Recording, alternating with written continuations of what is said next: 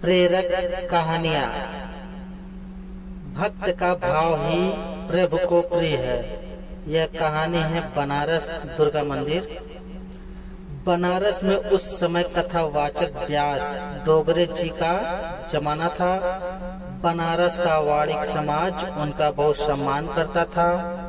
वो चलते थे तो एक काफिला साथ चलता था। एक दिन वे दुर्गा मंदिर से दर्शन करके निकले तो एक कोने में बैठे ब्राह्मण पर दृष्टि पड़ी जो दुर्गा स्तुति का पाठ कर रहा था। वे ब्राह्मण के पास पहुँचे जो कि पहनावे से ही निर्धन प्रतीत हो रहा था। डोगरे जी ने उसको 21 रुपए दिए और बताया कि वह अशुद्ध पाठ कर रहा था। ब्राह्मण ने उनका धन्यवाद किया और सावधानी से पाठ करने लगा। रात में डोगरे जी को जबर बुखार ने धर दबोचा। बनारस के सर्वोत्तम डॉक्टर के यहाँ पहुँच गए। भोर के 4:15 बजे ही उठकर डोगरे जी बैठ गए और तुरंत दुर्गा मंदिर जाने की इच्छा प्रकट की। एक छोटी सी भीड़ साथ लिए डोगरे जी मंदिर पहुँचे।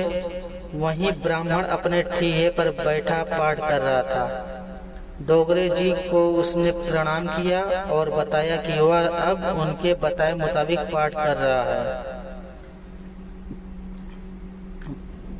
वृद्ध कथावाचक ने सिर इनकार में हिलाया और बोले, पंडित जी, आपको विधि बताना हमारी भूल थी।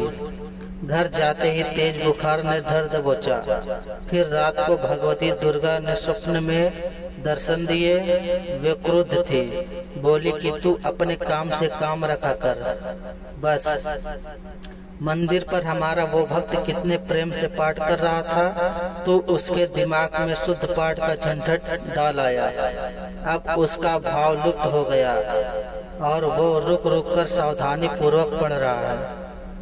जा और कह दे उसे कि जैसे पढ़ रहा था बस वैसे ही पढ़े। इतना कहते कहते डोगरे जी के आंखों से आंसू बह निकले। रूंधे हुए गले से वे बोले, महाराज, उम्र बीत गई, पाठ करते माँ की झलक न दिखी। कोई पुराना पुण्य जागा था कि वे आपके दर्शन हुए, जिसके लिए जगत जननी को आना पड़ा। आपको कुछ सिखाने की हमारी हैसियत नहीं है। आप जैसे पाठ करते हो करो, जब सामने पड़े आशीर्वाद का हाथ इस मंधा